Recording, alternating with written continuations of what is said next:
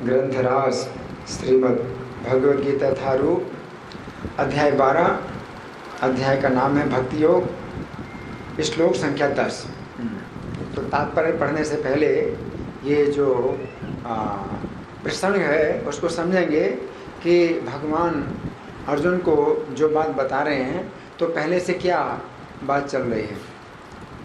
पहले से जो बात चल रही है वो ये है कि अर्जुन ने प्रश्न पूछा था भगवान से कि कुछ लोग तो ऐसे हैं जो आपकी भक्ति में लगे एवं सतत युक्ता है भक्तास त्वाम पर्युपासते, आपकी सेवा करते हैं, पूजा करते हैं, आपके भक्त हैं। ये चाप्यक्षरम अव्यक्तम, और दूसरे हैं जो निराकार की उपासना करते हैं। तेसाम के योग विद्यमान, उनमें कौन ज़्यादा श्रेष्ठ योगी हैं या ज़्यादा जुड़े हुए हैं, ज़्यादा सफलता किनको मिलती है, यह अर्जुन ने प्रश्न किया। तो बड़ा अच्छा प्रश्न है और बहुत उपयोगी है और हर व्यक्ति के दिमाग में ये प्रश्न आता है। तो भगवान ने उत्तर दिया था कि मयि आवेश्य मनो ये माम, जो अपना मन मुझ में आवेशित करके नित्य युक्ता उपासते, हमेशा जुड़े रहते हैं मुझसे और पूजा में लगे रहते हैं।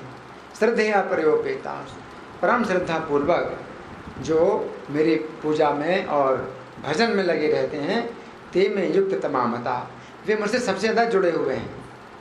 तो भगवान ने निष्कर्ष बता दिया। फिर भगवान ने कहा कि ये चाप्यक्षरम अव्यक्तम अव्यक्तम पर्युपास, ये तो क्षरम अनिर्देश्यम अव्यक्तम पर्युपास। लेकिन जो दूसरे जो अव्यक्त की उपासना करते हैं, निराकार की उपासना करते हैं, तो ते प्राप्नुवन्ति माम, वे भी मेरी प्राप्ति करते हैं, लेकिन उनके मार्ग में क्या है, बड़ी कठिनाई है। सर्वभूत हेतरता, चूँकि वे मेरी पूजा नहीं करते हैं, मेरे अर्चा विग्रह को स्वीकार नहीं करते हैं,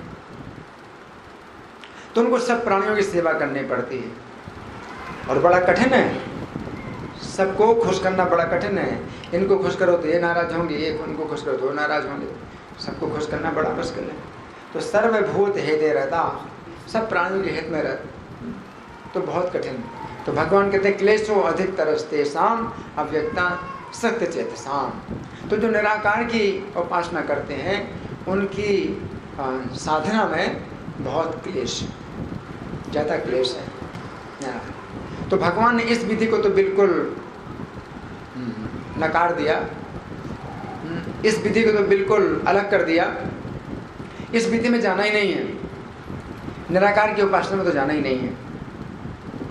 अब कृष्ण की भक्ति करना है तो सबसे अधिक अगर आप जोड़ना चाहते हैं कृष्ण के साथ में, तो भगवान 8वें श्लोक में बताते हैं मयि ये मन आधत्सु मयि बुद्धि निवेश है, मुझ में अपना मन लगाओ, मुझ में अपनी बुद्धि लगाओ, तो मुझ में ही निवास करोगे। इस भौतिक संसार में और माया के प्रभाव में आप नहीं रहेंगे, आप मुझ में ही निवास करेंगे, वैकुंठ में ही निवास करेंगे। निवासी इच्छसी में ये अतूर्ध्वम न संशया, इसमें कोई संशय नहीं। सबसे अच्छा अगर मन और बुद्धि जो है मेरी ही सेवा में और मेरे ही गुणगान में अगर आपने लगा दिया, तो फिर इस आप भौतिक संसार में है ही नहीं, है कर्म बंधन में आप है ही नहीं, आप मुझ में निवास करेंगे, यानी कृष्ण के धाम में ही आप हैं, उसी वातावरण में आप हैं, इसमें कोई संशय नहीं। लेकिन फिर भगवान कहते हैं कि अधिचित्तम समाधातुम, अगर चित्त अपना मुझ में स्थिर नहीं कर पाते, अगर कठिनाई है तो क्या करो, अधिचित्तम समाधातुम न शक्नोस्मि स्थिरम अभ्यास योगेन ततो मामिच्छाप्तुम धनंजय। तो अभ्यास योग के द्वारा मुझे प्राप्त करने का प्रयास करो, इच्छा करो। अभ्यास योग का मतलब है कि आप हरे कृष्ण आंदोलन के आप फुल टाइम डिवोटी बन जाइए। तो ये जो है बड़ी सुरक्षा है।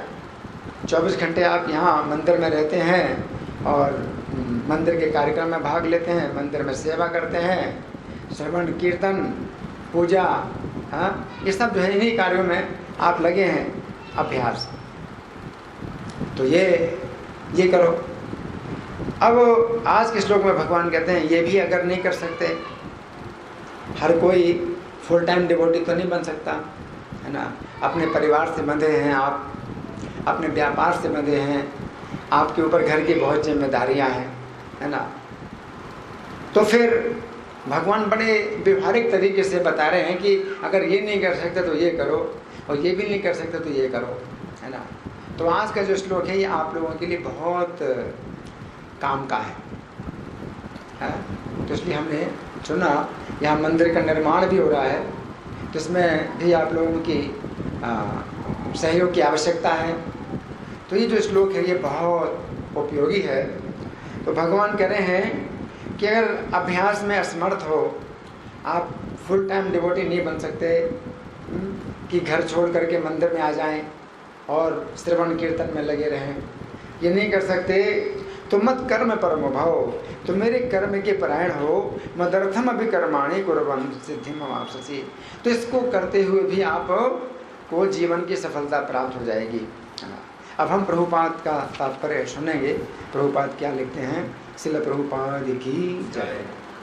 यदि कोई गुरु के निर्देशानुसार भक्ति योग के विधि विधानों का अभ्यास नहीं भी कर पाता, वही मतलब है कि अगर आप गुरु के निर्देशानुसार मंदिर में दिन रात अगर भजन नहीं कर सकते, अपना घर परिवार नहीं छोड़ सकते, तो प्रभुपाद लिखते हैं तो भी परमेश्वर के लिए कर्म करके उसे पूर्ण अवस्था प्रदान कराई जा सकती है। तो भी आप अपने घर में रह करके, अपने परिवार में रह करके भी क्या करें? परमेश्वर के लिए कर्म करके। ये कर्म किस प्रकार किया जाए, इसकी व्याख्या 11वें अध्याय के 55वें श्लोक में पहले ही की जा चुकी है। मनुष्य में कृष्ण भावनामृत के प्रचार हेतु सहानुभूति होनी चाहिए। क्या होना चाहिए? सहानुभूति होना चाहिए। सहानुभूति का मतलब क्या है? सह अनुभूति, समान, साथ साथ अनुभूति होना चाहिए कि भाई मंदिर निर्माण हो रहा है ना, तो हमारा क्या कर्तव्य है, मैं क्या कर सकता हूँ, मैं क्या सेवा कर सकता हूँ। तो कहते हैं सहानुभूति, क्या आपकी अनुभूति होना चाहिए, और यथा शक्ति आप सेवा कर सकते हैं, अपनी योग्यता के अनुसार आप क्या कर सकते हैं, तो ये विचार करना सहानुभूति कहलाती है ना। सहानुभूति कृष्ण भावनामृत के प्रचार हेतु सहानुभूति होनी चाहिए। ऐसे अनेक भक्त हैं जो कृष्ण भावनामृत के प्रचार कार्य में लगे हैं, उन्हें सहायता की आवश्यकता है। अतः भले ही कोई भक्ति योग के विधि विधानों का प्रत्यक्ष रूप से अभ्यास ना कर सके, मतलब फुल टाइम डिवोटी अगर नहीं बन सकते हैं, उससे ऐसे कार्य में सहायता देने का प्रयत्न करना चाहिए। प्रत्येक प्रकार के प्रयास में भूमि, पूंजी, संगठन तथा श्रम की आवश्यकता होती है। 4 चीज़ें। पहली क्या है? भूमि, जमीन की आवश्यकता है। दूसरी क्या है? पूंजी, संपत्ति, बैंक बैलेंस आवश्यकता होती है। और तीसरा संगठन, एक साथ जो है कार्य करना है, संगठन और श्रम। और श्रम की आवश्यकता है, कहीं भागना दौड़ना है, कोई कार्य करना है ना, तो इधर जाना उधर जाना, इसकी आवश्यकता होती है। जिस प्रकार किसी भी व्यापार में रहने के लिए स्थान, उपयोग के लिए कुछ पूंजी, कुछ श्रम तथा विस्तार करने के लिए कुछ संगठन चाहिए, उसी प्रकार कृष्ण सेवा के लिए भी इनकी आवश्यकता होती है। अंतर केवल इतना ही होता है कि भौतिकवाद में मनुष्य इंद्रिय तृप्ति के लिए सारा कार्य करता है, लेकिन यही कार्य कृष्ण की तुष्टि के लिए किया जा सकता है। कोई फैक्ट्री बना रहे हैं, है ना, तो फैक्ट्री बनाने का उद्देश्य क्या है? कि उससे जो प्रॉफिट होगी अपनी इंद्रिय तृप्ति में लगाना है। तो इसके लिए जो है बहुत लोग इकट्ठे कार्य करते हैं, परिश्रम करते हैं और पैसा इकट्ठा करते हैं, जमीन की आवश्यकता होती है। तो वही कार्य यहाँ क्या है? कृष्ण की संतुष्टि के लिए। अब मंदिर बन रहा है तो यहाँ पर किसका फायदा है? केवल कृष्ण की प्रसन्नता, केवल कृष्ण को प्रसन्न करने के लिए ही मंदिर निर्माण हो रहा है ना। तो ये कृष्ण पर केंद्रित है, ये जो कार्य है कृष्ण पर केंद्रित है। तो प्रभुपाद लिखते हैं कि अंतर केवल इतना ही होता है कि भौतिकवाद में मनुष्य इंद्रिय तृप्ति के लिए सारा कार्य करता है, लेकिन यही कार्य कृष्ण की तुष्टि के लिए किया जा सकता है, यही दिव्य कार्य है। यदि किसी के पास पर्याप्त धन है तो वह कृष्ण भावन अमृत के प्रचार के लिए कोई कार्यालय अथवा मंदिर निर्मित कराने में सहायता कर सकता है, अथवा वह प्रकाशन में सहायता पहुंचा सकता है। प्रकाशन मतलब पुस्तकों की छपाई। कर्म के विविध क्षेत्र हैं और मनुष्य को ऐसे कर्मों में रुचि लेनी चाहिए। यदि कोई अपने कर्मों के फल को नहीं त्याग सकता तो कम से कम उसका कुछ प्रतिशत कृष्ण भावनामृत के प्रचार में तो लगा ही सकता है। तो प्रभुपाद क्या करें, कुछ प्रतिशत अपनी आमदनी का कुछ परसेंट भी अगर आप प्रचार कार्य में लगाते हैं तो इससे भी बहुत रक्षा होती है, बड़ी रक्षा होती है। तो प्रभुपाद लिख रहे हैं कि कुछ प्रतिशत, अब कितना प्रतिशत वो विचार करिए कितना, लेकिन कुछ प्रतिशत कृष्ण भावनामृत के प्रचार में तो लगा ही सकता है। इस प्रकार कृष्ण भावनामृत की दिशा में स्वेच्छा से सेवा करने से व्यक्ति भगवत प्रेम की उच्चतर अवस्था को प्राप्त हो सकेगा, जहाँ उसे पूर्णता प्राप्त हो सकेगी। तो यहाँ प्रभुपाद का तात्पर्य समाप्त हुआ। तो ये प्रभुपाद एक दिशा दे रहे हैं कि हम किस प्रकार से सेवा कर सकते हैं, और ये बहुत आवश्यक है समझना कि आप जितना परिश्रम कर रहे हैं, जितना धन अर्जित कर रहे हैं, तो अपने घर परिवार की सेवा में अगर लगा रहे हैं, इंद्रिय तृप्ति में लगा रहे हैं, तो वो आसक्ति बढ़ेगी उसी घर परिवार में और इंद्रिय तृप्ति में आसक्ति बढ़ेगी। लेकिन अगर हमारी जो है कुछ चेतना हो जाती है इस दिशा में, किस दिशा में भी मुझे कुछ हिस्सा देना है, कुछ परसेंटेज देना है, तो उससे क्या होता है कि आपकी आसक्ति इस तरफ मुड़ेगी। तो ये जो प्रतिशत है ये बताया गया है कि 10% भी कोई अगर करता है, कोई देता है, तो उससे बड़ी रक्षा होती है। ये बताया गया है कि 10% जरूर देना चाहिए। अगर 50% कोई देता है, अपनी आमदनी के 50% देता है, तो उसकी स्थिति तो वैसे ही जैसे फुल टाइम डिवोटी, अगर आप 50% देते हैं। लेकिन कुछ लोग 10% भी देते हैं तो बहुत रक्षा होती है।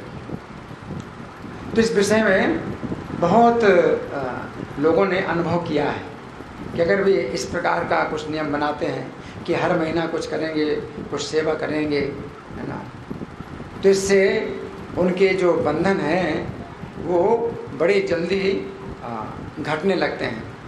तो इस श्लोक में श्री भगवान ने कहा, पुस्तक में जो व्याख्या लिखी गई है, तो उसको मैं कुछ पढ़ के सुनाऊंगा, तो आप लोग ध्यान से सुने।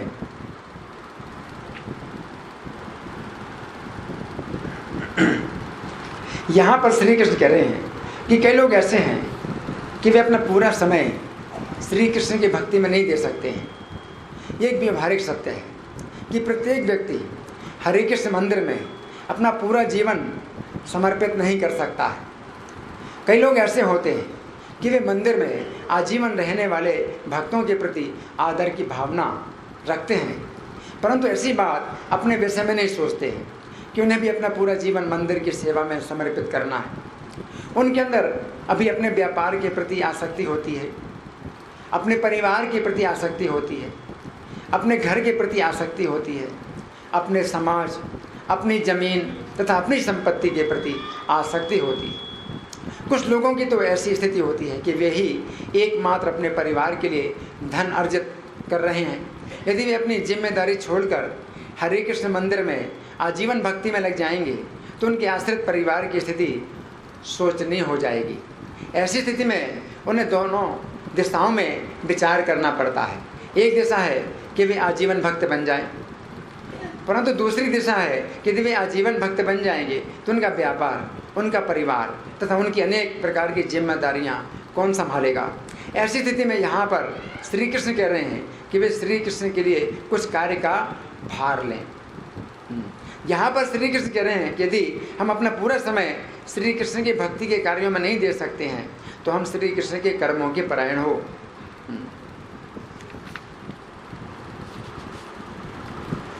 यहाँ पर श्री कृष्ण कह रहे हैं कि यदि हम श्री कृष्ण के लिए कर्म करें, हरि बोल, यदि हम श्री कृष्ण के लिए कर्म करें तो हम सिद्धि प्राप्त कर लेंगे। तो यहाँ पर सिद्धि शब्द का प्रयोग भगवान कर रहे हैं। यहाँ पर सिद्धि का अर्थ है सफलता, अपने जीवन की पूर्ण सफलता। तो यहाँ पर श्री कृष्ण कह रहे हैं कि इस कार्य के ही द्वारा उनका जीवन कृतकृत्य हो जाएगा, अर्थात जीवन में जो कुछ करना चाहिए वो कार्य उनका हो जाता है, उन्हें इससे अधिक कुछ भी करने की आवश्यकता नहीं है। अब हम कुछ उदाहरणों पर विचार करेंगे जिनमें इस प्रकार के लोगों ने अपना जीवन कृत्य कर लिया। यहाँ पर श्री कृष्ण कह रहे हैं कि उनके लिए कर्म करते हुए भी व्यक्ति पूर्णता प्राप्त करता है।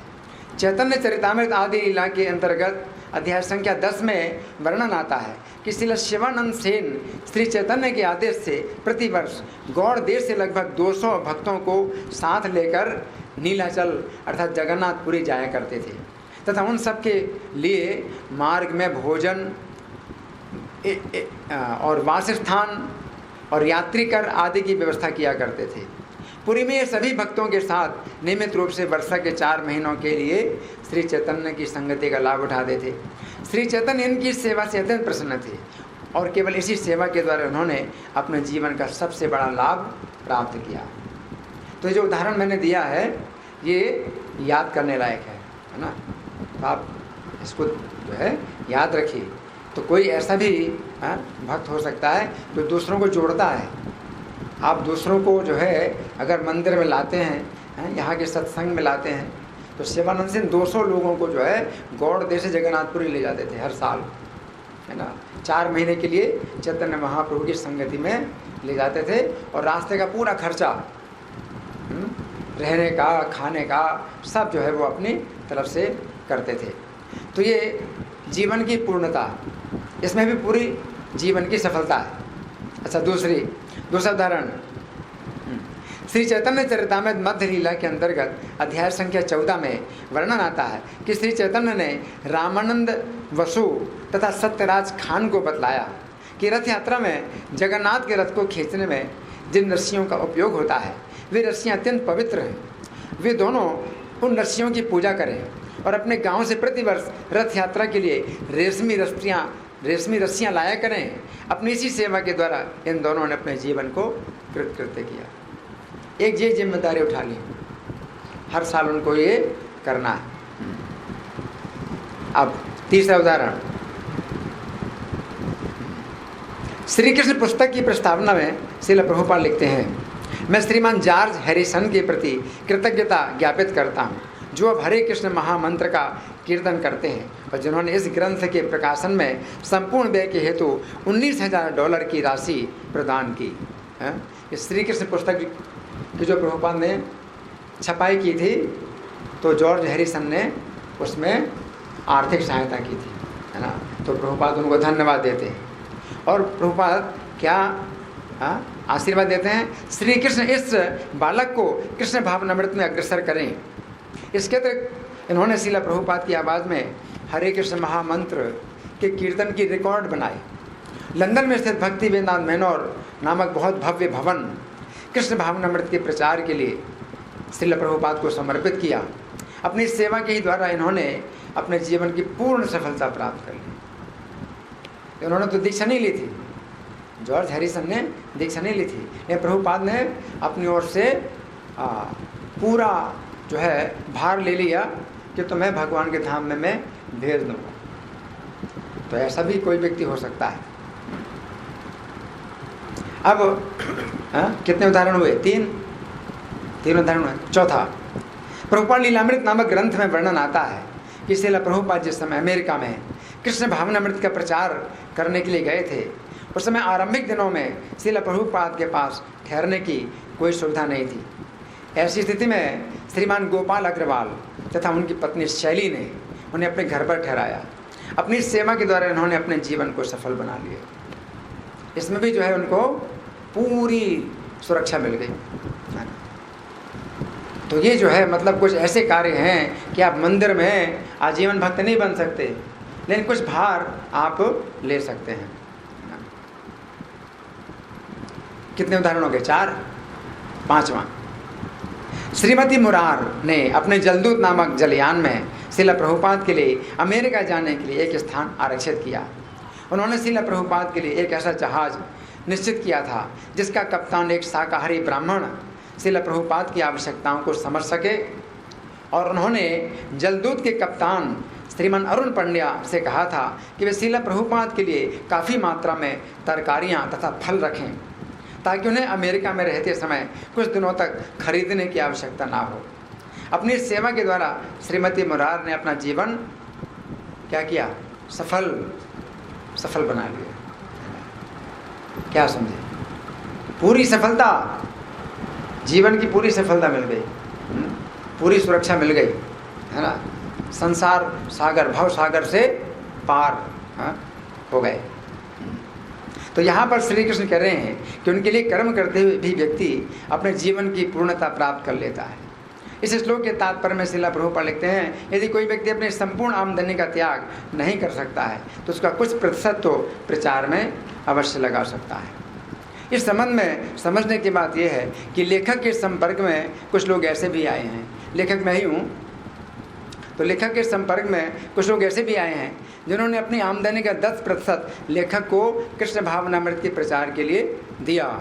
इस त्याग से भी श्री कृष्ण ने उन्हें कृष्ण भावनामृत में काफ़ी आगे बढ़ाया है। श्री कृष्ण उनके इस त्याग से अत्यंत प्रसन्न है और इससे उनका जीवन सफल हो गया है।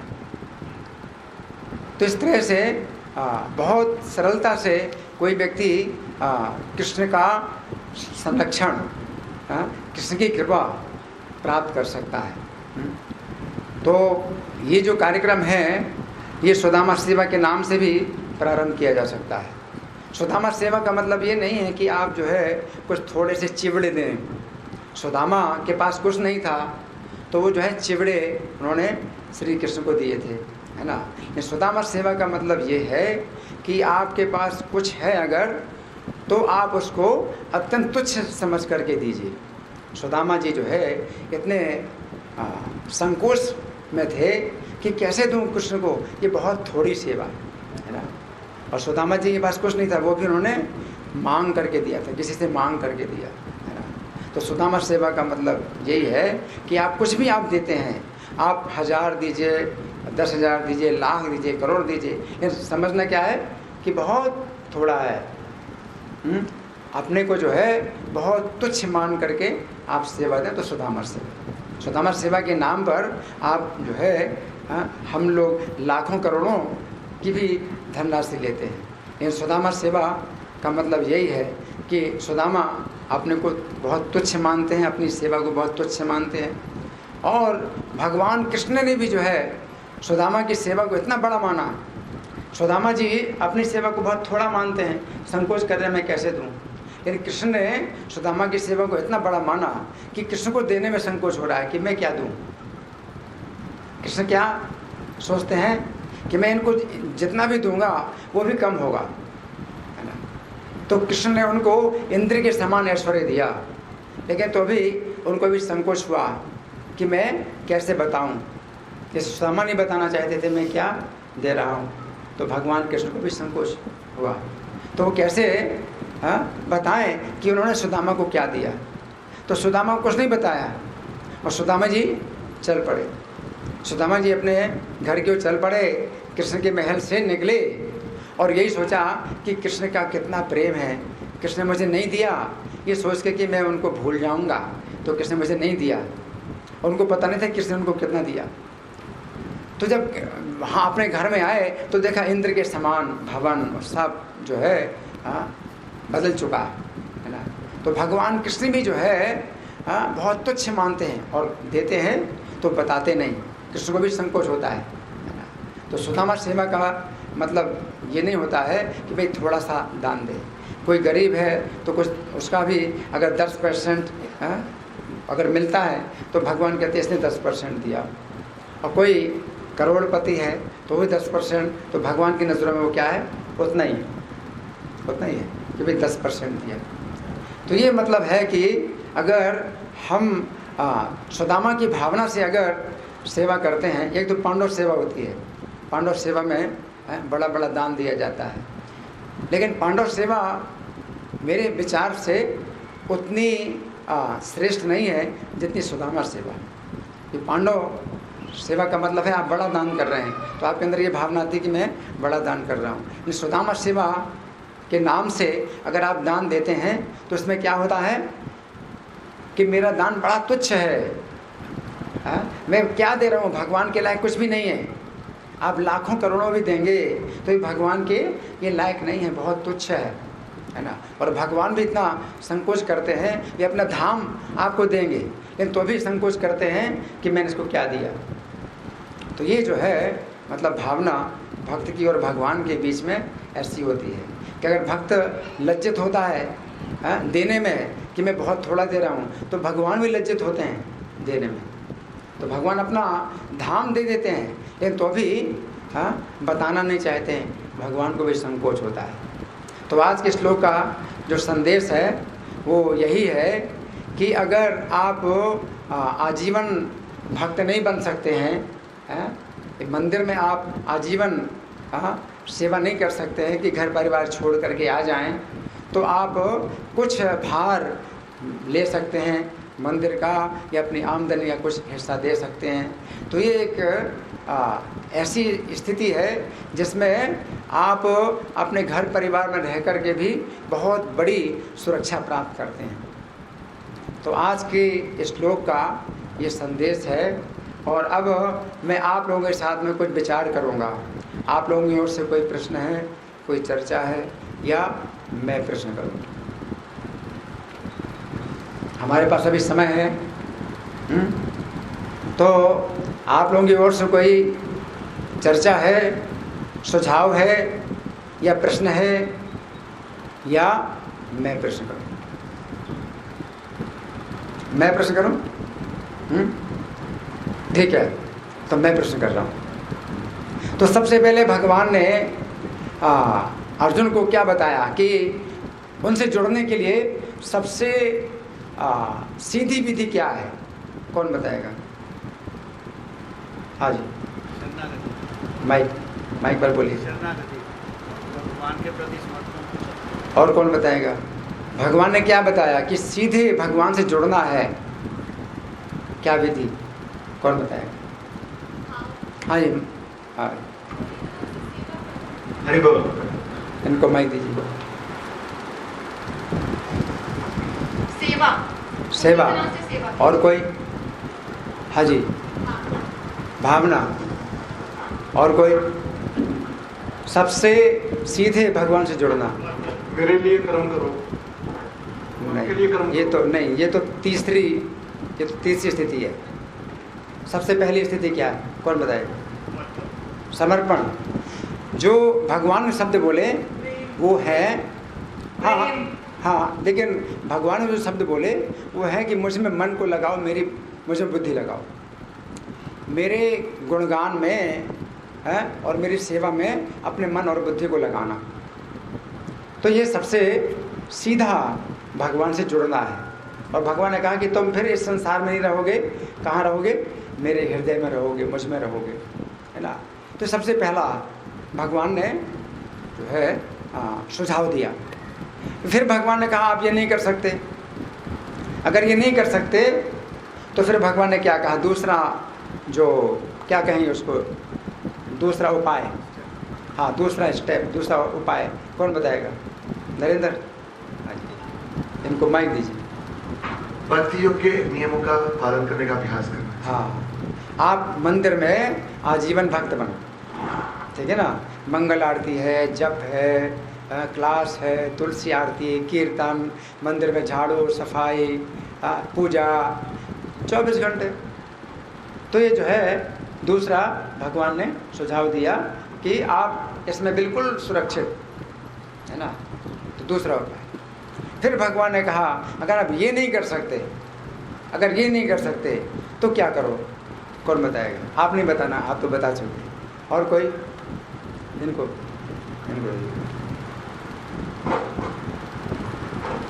हाँ जी। जितना भी वो टाइम दे सकते हैं और जितना भी डिवोट कर सकते हैं उतना करिए। और कुछ? और कोई? और कौन बताएगा? अगर आप आजीवन भक्त नहीं बन सकते हैं तो क्या करने के लिए भगवान ने कहा? हाँ, अपनी शक्ति को भगवान की सेवा में लगाना, जो भी हम अर्न कर रहे हैं उसको हाँ, भगवान की सेवा, कुछ % भगवान को देना। हाँ, मत कर्म परमो भव, मेरे कर्म के परायण हो। तो भगवान ने कहा इसमें भी आप सुरक्षित हैं। अब इसमें क्या उदाहरण, हमने पहला उदाहरण क्या दिया? कौन बताएगा? सबसे पहला उदाहरण क्या है? हाँ जी, इनको माता जी।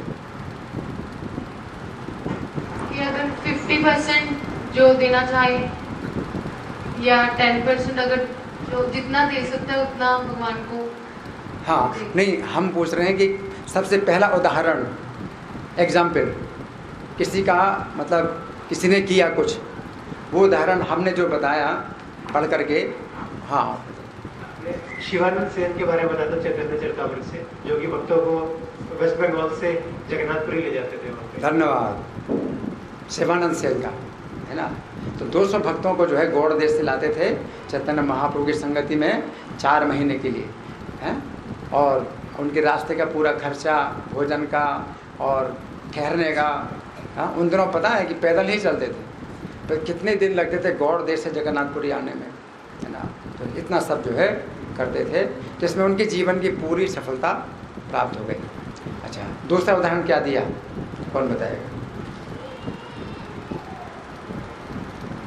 दूसरा उदाहरण नहीं याद है? हाँ जी, इन्हीं को बताना पड़ेगा। जगन्नाथ जी की रथ यात्रा के लिए सत्यराज खान को बोला था, तो वो रेशमी रस्सी लेकर आते थे। हाँ, दूसरा उदाहरण है सत्यराज खान और बसु, रामानंद बसु। हाँ, उनको जो है ये सेवा दी थी, ये भार दिया कि जगन्नाथ जी की रथ यात्रा के लिए रस्सी लाना है ना। तो वो रस्से जो है साल भर बनाएंगे और इतने मजबूत बनाएंगे कि टूटे नहीं, है ना। तो ये सब जो है उनकी सेवा है। अच्छा, तीसरा उदाहरण क्या दिया? हाँ जी, इनको दीजिए। प्रभुपाद जी के लिए फ्रूट्स या जो ब्राह्मण दिया गया था, जो वो जलदूत। नहीं, ये तो चौथा है, है ना। तीसरा क्या है? हाँ जी, इनको दीजिए। George Harrison. हाँ, प्रभुपाद जी के लिए उन्होंने हरे कृष्ण महामंत्र के उन्होंने रिकॉर्ड बनाए और पुस्तक छपाई के लिए $19 दिया था उन्होंने। कौन सी पुस्तक छपाई? कृष्ण पुस्तक। कितना दिया था? $19 दिया था, है ना। हाँ, और ये जो है, और इसके अलावा और भी, और क्या दिया था? मैनर के बारे में, मैनर के लिए दिया था उन्होंने। पूरा भवन दान कर दिया, है ना। तो उन्होंने भी दीक्षा भी नहीं ली थी प्रभुपाद से, है ना। नहीं, प्रभुपाद ने अपनी ओर से उनको गारंटी दे दी कि भगवान का धाम निश्चित है ना। तो ये कितने? 3 हुए। चौथा क्या है? आपने तो बता दिया। और कोई? माता जी, चौथा उदाहरण नहीं याद आ रहा? याद करो, चौथा उदाहरण क्या है? हाँ जी, हाँ जी। प्रभुपाद जी के लिए उन्होंने जलदूत के लिए जो ब्राह्मण था वो ब्राह्मण पेश किया, और फ्रूट्स हो गए, तरकारी। हाँ, नाम याद नहीं आ रहा है इनको। श्रीमती मुरार। हाँ, जो एक देवी हैं श्रीमती मुरार, तो जहाज़ की जो है वो कंपनी चलाती थी। तो उन्होंने जो है जहाज़ में प्रभुपाद का एक कमरा आरक्षित किया है और एक ब्राह्मण को नियुक्त किया, और उनके लिए सब उनकी आवश्यकताओं को समझेगा, है ना। कई दिनों तक उनके लिए जो भोजन की व्यवस्था भी करा दी अमेरिका पहुंचाने के लिए। तो ये जो है मतलब इस प्रकार के उदाहरण दिए, है ना। तो आज के इस श्लोक का जो संदेश है वो यही है कि केवल एक ही उपाय नहीं है भगवान को प्रसन्न करने का, केवल एक ही उपाय नहीं है ना, कि आप कहें कि भाई हम तो नहीं कर सकते कुछ, तो ऐसा नहीं है। आप भी बंधे हैं, आप माया से बंधे हैं, अपने घर परिवार से बंधे हैं, लेकिन तो भी आप कृष्ण के लिए कुछ बंधन मांग सकते हैं। तो आपको बंधन मांगना है, सेवा मांगनी है। तो हरे कृष्ण मंत्र का जो जाप है ये इसीलिए किया जाता है कि मुझे अपनी सेवा में लगाओ। तो माया ने अपनी सेवा में आपको बांधा हुआ है और इस तरह से जकड़ा हुआ है कि आप छूट नहीं सकते। तो माया आपको नहीं छोड़ेगी कि आप कहेंगे मैं कृष्ण की सेवा करना चाहता हूँ, तो मुझे छोड़ो तो मैं कृष्ण की सेवा करूँ, तो माया नहीं छोड़ेगी। लेकिन अगर आप कृष्ण की सेवा में जुड़ जाते हैं, कुछ ले लेते हैं, 1% भी कृष्ण की सेवा ले लेते हैं, तो माया आपको 1% अपनी सेवा से छोड़ देती है। लेकिन ऐसे नहीं छोड़ेगी कि मैं करूँगा, ऐसे नहीं। माया जो है देखती है कर रहा है, तो इतना जो है वो इतना % वो जो है छोड़ती है ना। तो इसलिए हमारी कृष्ण से क्या प्रार्थना होती है कि मुझे अपनी सेवा में लगाओ। अब ये नहीं कि भाई मैं तो भक्त नहीं बन सकता क्योंकि मैं आजीवन मंदिर में नहीं रह सकता, तो मेरे लिए तो अब कोई उपाय नहीं है, कोई आशा ही नहीं है। तो ऐसा नहीं है, निराश मत होइए। आप 1% सेवा आप ले लेते हैं तो माया आपको 1% छोड़ देती है। उस तरह से आपको बहुत बल मिलता है ना। थोड़ा सा भी अगर आपको छिद्र मिल गया माया का, ये माया का छिद्र है, अगर आपने माया का छिद्र आपने अगर जान लिया तो इस छिद्र का लाभ उठाओ और इस छिद्र से जो है आप माया को दूर कर सकते हैं, है ना। तो 1% भी जो है सेवा, 2% भी सेवा, इस तरह से आप कृष्ण की सेवा शुरू कर सकते हैं। जो निराश मत होइए कि नहीं मुझसे तो कृष्ण की सेवा नहीं हो सकती, ऐसा नहीं, है ना। तो कृष्ण बहुत उदार हैं। कृष्ण ऐसे नहीं है कि नहीं या तो पूरा मेरी शरण में आओ और नहीं तो जाओ नरक में। कृष्ण ऐसा नहीं कहते कि या तो तुम कृष्ण की शरण लो, आज ही पूरा 100% कृष्ण की शरण लो और नहीं तो नरक में जाओगे। कृष्ण ऐसे कठोर नहीं है। कृष्ण बहुत उदार है ना। अगर आप कहते हैं कि मैं माया से बंधा हूँ, कृष्ण आप मुझे अपनी सेवा में लगाओ, मेरी शरण, मुझे शरण दो, तो कृष्ण जो है कहते हैं ठीक है आओ, है ना। 1% शरण लो, कृष्ण की 1% शरण लो, तो फिर आपको लगेगा कि हाँ कृष्ण रक्षा कर रहे हैं। तो 2%